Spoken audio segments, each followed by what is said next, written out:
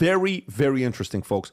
This is worth you listening to, especially if you want to buy a house, sell a house, whatever you're going through. Story comes out that says more than 1,000, that says new real estate math, 500,000 more sellers than buyers, Wall Street Journal. While that story's out there, the other story, Financial Times, says Federal Reserve starts to split on when to begin cutting U.S. interest rates. What do they mean by this? I can't wait for Tom to tell you guys what Scott Bessent's idea is here. Okay, so let me read this to you. Christopher Waller, no relation to Christopher Walken. Federal governor, potential successor to Federal Reserve System Chair Jay Powell, advocated for a rate cut as early as next month, stating in a CNBC interview, "We've been on pause for 6 months, thinking they're going to be a big tariff shock to inflation. We haven't seen it. We should be basing policy on the data." This contrasts with Fed's unanimous decision Wednesday to maintain rates at 4.25 to 4.5. Despite President Trump pushing to cut rates to 3.5 points, Trump criticized Powell on Truth Social Friday, saying, "I don't know why the board doesn't override this total and complete moron. Maybe, just maybe, I have to change my mind about firing him, but regardless, his term ends shortly."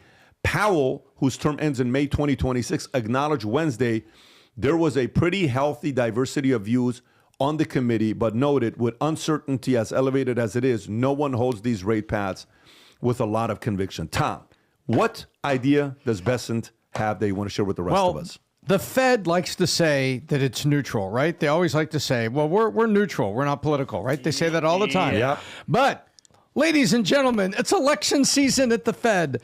Christopher Waller is a potential successor to Federal Reserve Chairman Jay Powell. So who is in charge of selecting the candidate? Trump. So guess what? It is 10 months to a new Fed chair. We are coming up on 10 months. So isn't it interesting that Christopher Waller doesn't slam Mr. Powell, but he certainly says, I'm on the dot chart, and I think maybe it's time to cut. Remember, European Central Bank right now, it's 2.1 to 2.4. That's where the European Central Bank is, and we're still at 4. So we're 2 percentage points above the European Central Bank. Well, check this out. Why would Christopher Waller be saying something like this? Well, there's also other things going on.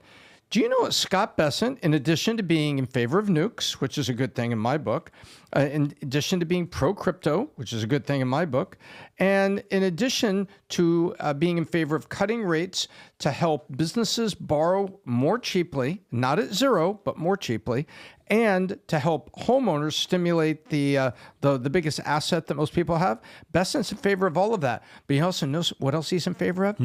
He's in favor of this little proposal that says, hey, maybe we should nominate, because the Fed is such a big deal and there's so much impact on the stock market. And what will the Fed do? Look at all the interest we have. Vinny, you see it like countdown to, it's 3 days, 2 days, 1 day.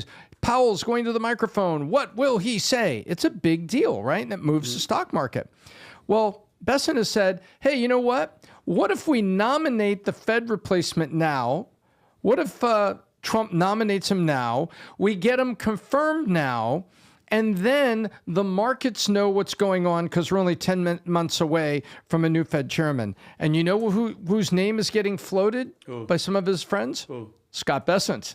Oh, so really? Scott Bessent is saying, you know what? Maybe we should do this. And as a matter of fact, I'd like that job.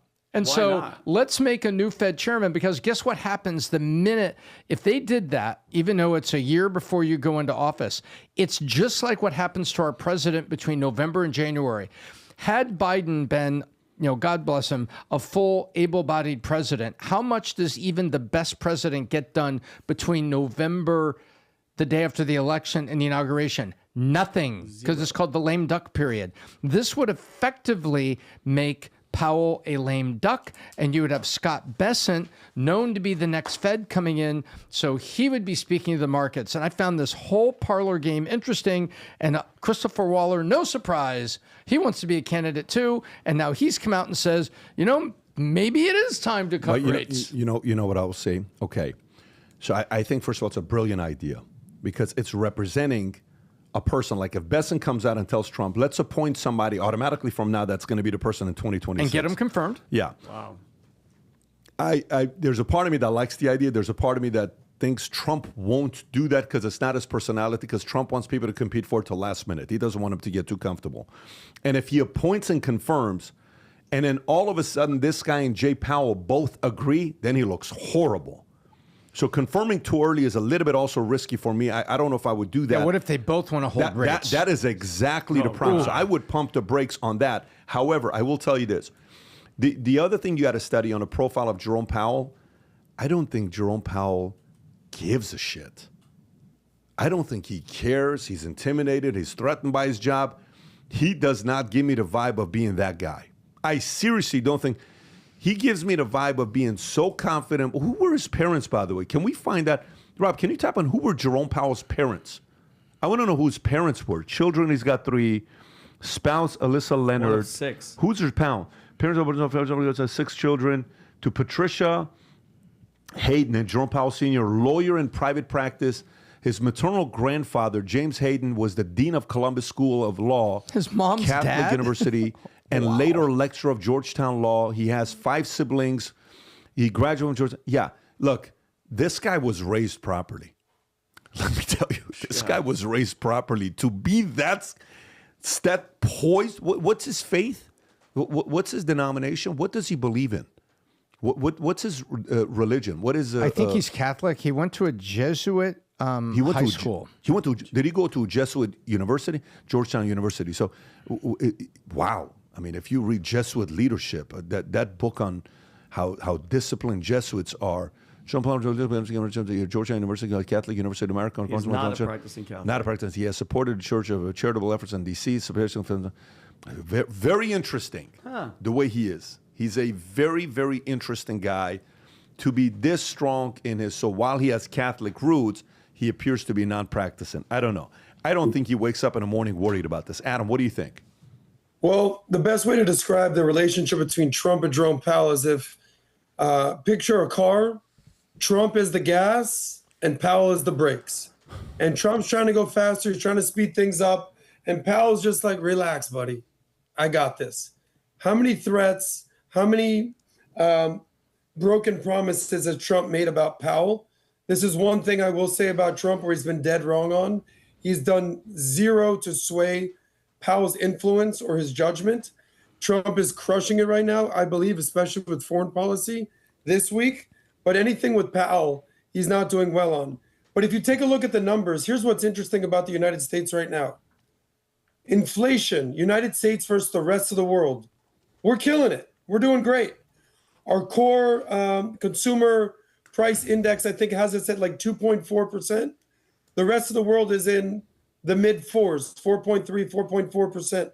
Unemployment, because obviously the Fed is responsible for cooling inflation, but also keeping employment right up, right? So employment, I think America's somewhere around 4%, whereas the rest of the world is, I don't know, in the 5s, possibly even higher in some countries. The Fed fund rate, I think, is currently at 7.5. So I'm sorry, at 4.5. So the prime rate is 7.5. United States is sitting really, really pretty compared to the rest of the world. You know where the rest of the world is doing better, at the very least? Take a look at what mortgage rates are in the United States versus the rest of the world. Take a look at what the United States mortgage rates are versus Canada or in countries in Europe. They're almost double in the United States versus the rest of the world. I don't know why that is. Our prime rate is obviously tethered very closely to the mortgage rates, but mortgage rates are a lot lower in the rest of the world. So we'll see what happens with the real estate market, but everything else in the market, inflation, employment, consumer price index is all in the United States' favor right now. When it comes down to merch, especially with all the timing that we have going on. Look, if you ever wonder why we don't do sponsorships, because our own companies are putting us in a position with the customers. I say this to you all the time. If you believe in a brand, go support it. If you love CNN, buy their stuff. If you love Fox, buy their stuff. If you love any other small media company, support them, because that's how they stay in business. So here's what ends up happening. You either take money from sponsorship, then your loyalty has to be to sponsors, or you take money from customers who are buying stuff from you, the loyalty then becomes to them to stay honest to them. That is what our goal is long term. Eventually, we will bring some partnerships in based on criteria that we're creating with them. But till then, we're loving what's happening right now with the podcast, the media company, everything that we're doing. So today, we have some limited merch that just came in today. And talk about the timing of it. We've been waiting for these for 4 months. We have these new USA flags that literally just came in. We have the black one that came in here, USA hat. On the back, it says Future Looks Bright. We have the other USA one with the stars that are on it with Future Looks Bright on the side, and on the back it says Valuetainment. This one is sick for 4th of July. This is the kind of hat you would want to sport on 4th of July. I like the black one, and I like this one here. This one's not going to last a long time. This is black and gold. USA is gold right here. Limited? Look at this. USA is gold right there, and it's numbered. Oh, it's okay. This is limited edition out of 250 with the American flag on the side, Valuetainment logo on the side, and on the back it says Future Looks Bright. It's out of 250. You know what happens with these numbered ones? They don't last a long time. I think the last one lasted 2 hours and 45 minutes. They go in no time. If you like the limited supply stuff that we have, some people buy them and put it on eBay and they flip them. We can't stop them from doing that. So if you don't buy it, you can only get these on eBay. But those of you that love our limited supply material that we have, go buy this. They have a shirt that goes with it as well, Rob. If you can go on the shirt one that we have right there, the gold shirt. Can you click on it real quick so we can zoom in? Look at that. USA Golden. And on the back, it says Future Looks Bright. And then go to the hat as well so we can see some of the pictures of the hat, Rob. These are all numbered. Keep going, keep going, keep going.